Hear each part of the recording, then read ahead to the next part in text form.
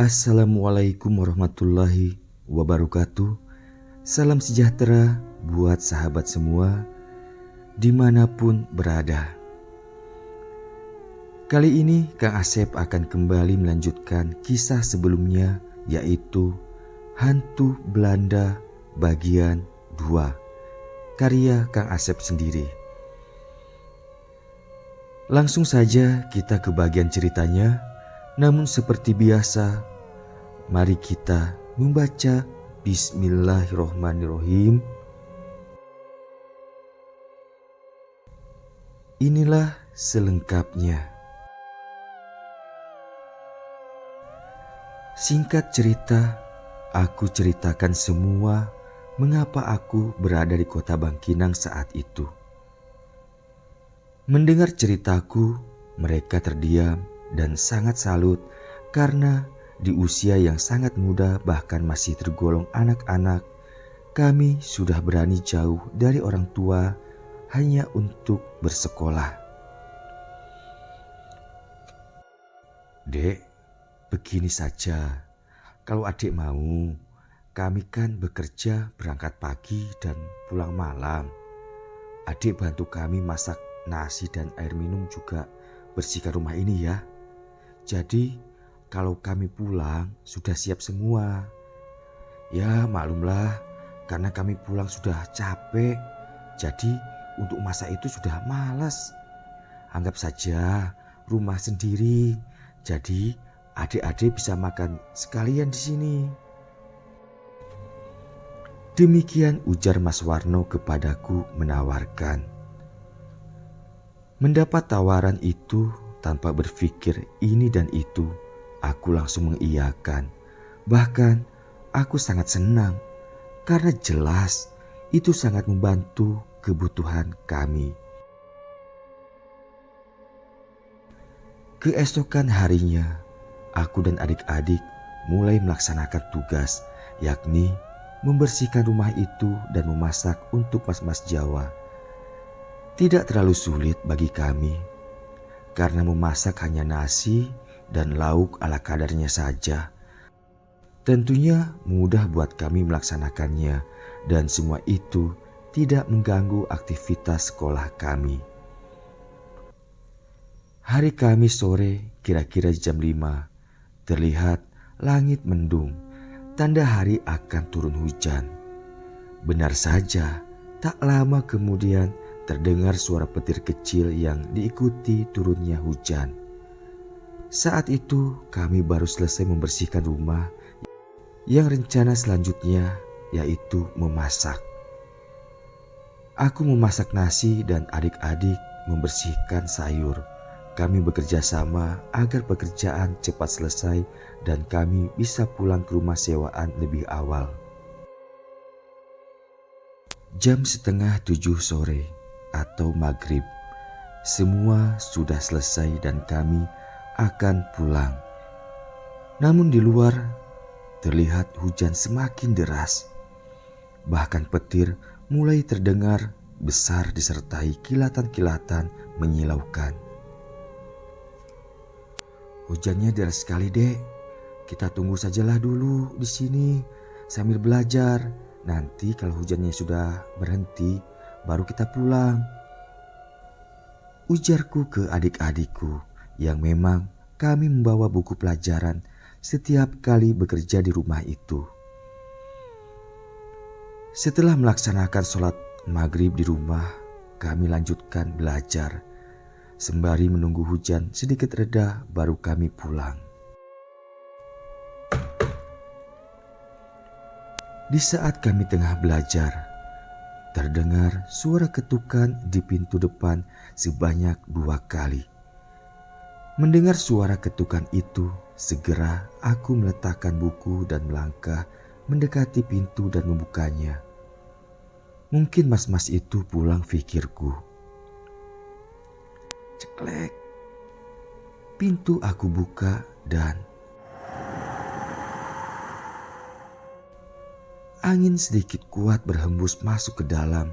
Ya, namanya juga di luar tengah hujan deras.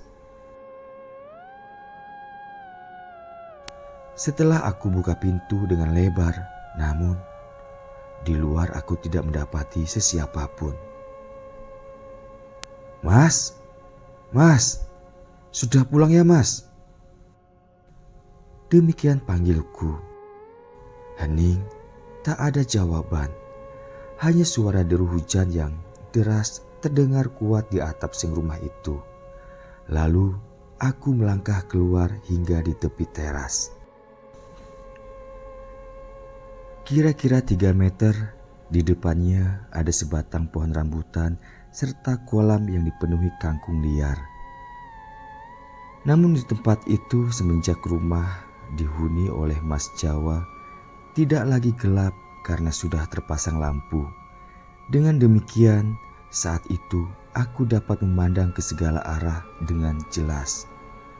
Tanpa sengaja, aku memandang ke bawah pohon rambutan yang rimbun itu.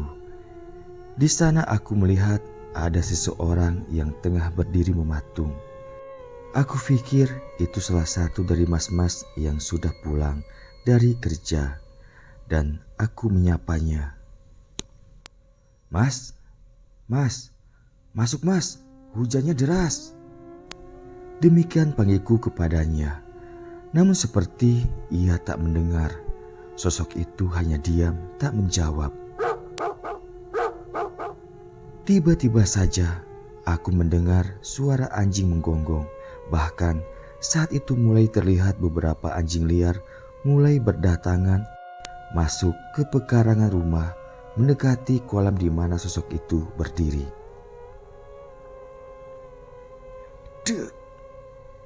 Tiba-tiba saja jantungku berdebar, serta bulu romaku seketika meremang. Aku teringat kejadian seminggu yang lalu ketika mengambil kangkung di kolam itu. Sadar dengan apa yang terjadi, aku langsung balik kanan dan berlari masuk ke dalam rumah. Blah! Pintu aku tutup dan sekalian aku kunci. Melihat aku masuk dengan terburu-buru, bahkan menutup pintu dengan keras, tentu saja kedua adikku terkejut dan bertanya, "Ada apa kak? Kok berlari dan kuat kali nutup pintunya?" Tanya neneng kepadaku. Enggak apa-apa dek, di luar banyak anjing," jawabku singkat. Lalu kembali duduk berkumpul dan melanjutkan belajar bersama neneng dan Susi, walau hati dan pikiranku tak karuan. Waktu menunjukkan jam 9 malam. Aku semakin gelisah karena mas-mas Jawa itu belum juga pulang. Yang biasanya jam 8 malam mereka sudah pulang. Mungkin karena hujan, jadi mereka belum bisa pulang, pikirku. Kami berkumpul di ruang keluarga. Rumah itu memang lumayan besar. Rumah itu terdiri dari 4 kamar tidur, ruang tamu, ruang keluarga serta dapur. Rumah itu rumah panggung, tapi posisi dapur di bawah atau berlantaikan semen, sehingga dari ruang keluarga ke dapur turun dengan menggunakan anak tangga yang terbuat dari kayu. Kamar mandi hanya ada satu yang posisinya berhadapan dengan dapur. "Kak, Susi lapar." Di saat sedang belajar, adikku Susi berkata jika ia lapar. Ya, kami memang belum makan. Walau dengan berat hati, aku beranjak melangkah ke dapur untuk mengambilkan makan buat Susi. "Ya udah, bentar ya kakak ambilkan nasinya. Susi belajar aja sama Kak Neneng ya," ujarku kepadanya. Aku membuka pintu dari ruang keluarga ke dapur. Perlahan aku membuka pintunya. Karena jujur ada perasaan ragu di hatiku. Begitu pintu dapur terbuka, aku mencium aroma menyengat dari ruang dapur. Aroma bau amis yang entah apa. Aku terus melangkah dan membuka pintu semakin lebar. Pandangan mataku langsung aku tujukan ke atas meja makan dan segera mengambil satu piring dan memasukkan beberapa sendok nasi, sayur, serta sepotong telur dadar. Lalu dengan segera aku melangkah hendak kembali ke ruang keluarga. Tiba-tiba saja aku mendengar suara geraman serta dengusan kasar dari arah sebelah kiriku. Refleks, aku menolehkan wajah ke arah sumber suara. Astagfirullah. Hanya kata istighfar yang dapat aku ucapkan dari bibirku. Karena aku benar-benar shock dengan apa yang aku lihat saat itu. Tepat di depan pintu kamar mandi yang terbuka, aku melihat sosok hitam berkilat tengah berdiri menghadap ke arahku. Sosok itu seukuran tubuhku, hanya mungkin lebih tinggi karena tatapanku saat itu hanya sebatas lehernya saja. Beruntung aku tidak sempat melihat wajahnya.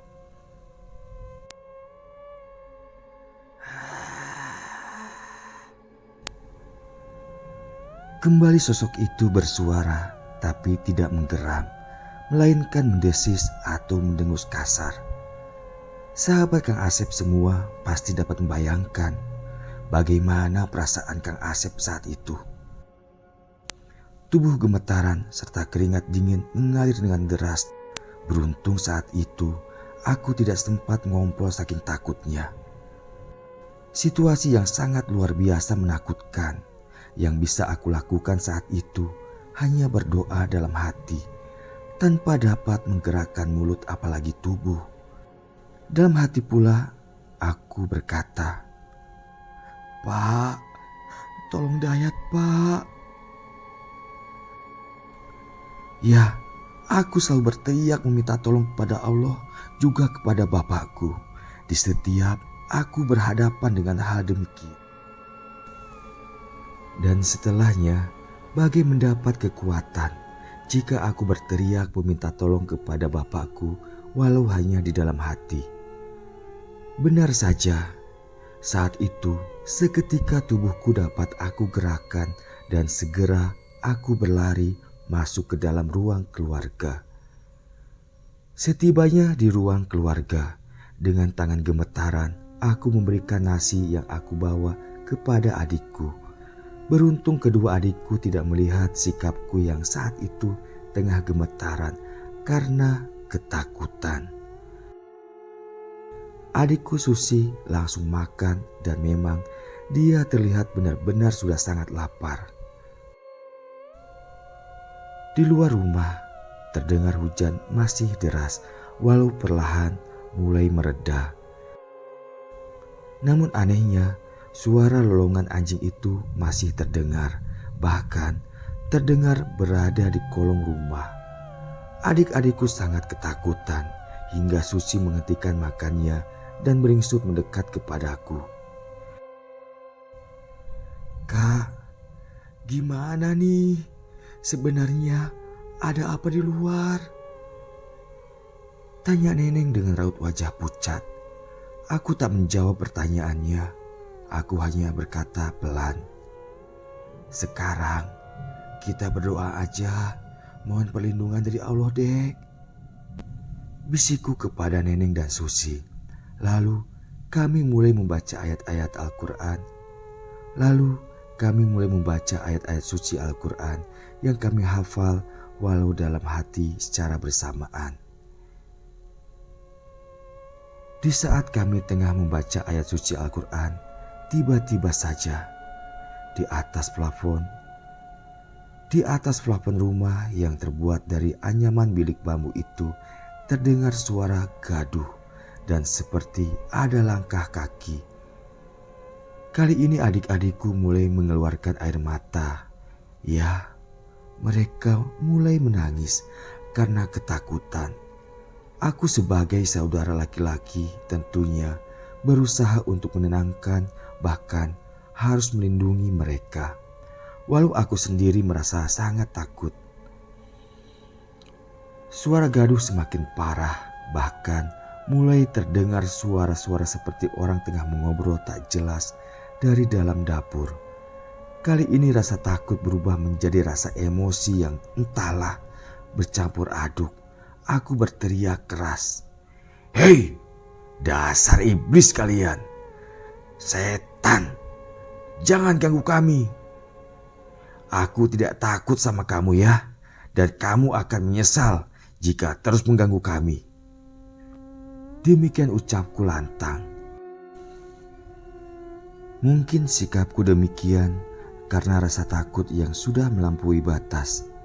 Juga aku ingat pesan bapakku, jika diganggu sebangsa jin dan dibacakan ayat suci Al-Quran tidak pergi juga, maka maki saja dia. Demikian pesan bapak kepadaku. Sesaat setelah aku memaki, masih terdengar suara gaduh, bahkan suara tawa terkekeh. Lalu hening, tak terdengar lagi suara-suara itu, berganti dengan aroma bau amis darah segar menyeruak di dalam ruang keluarga itu.